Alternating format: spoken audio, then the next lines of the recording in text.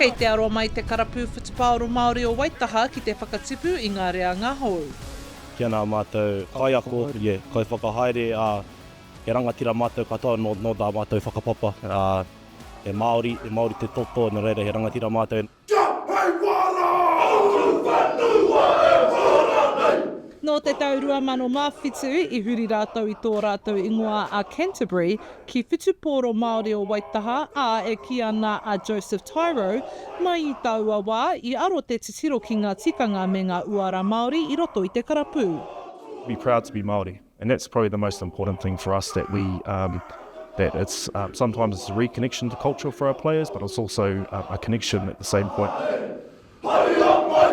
E tīma kaha ana ki te pakanga, ki te mea nui, ko te manawa, I runga I te whira, haere tonu, mo te he mo tonu atu.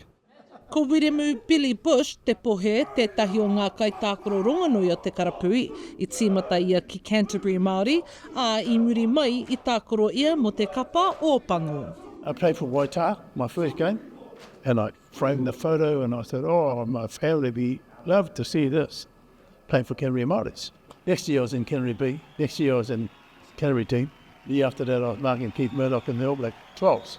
Got to the All Blacks in 73, stayed in there for 6 years.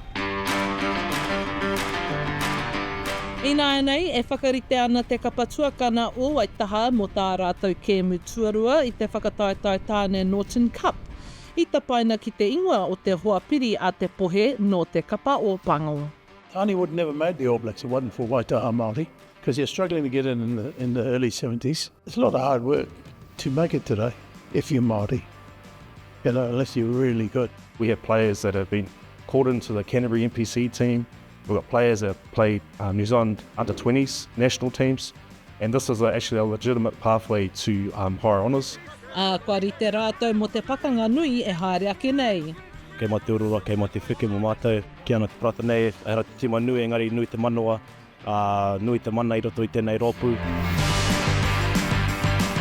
Ka tākaro te kapa tuakana o Waitaha ki te tima hou ko Canterbury Pacifica, hei tēnei hātarei. Ora Kairangi Nicholas, Tahu News.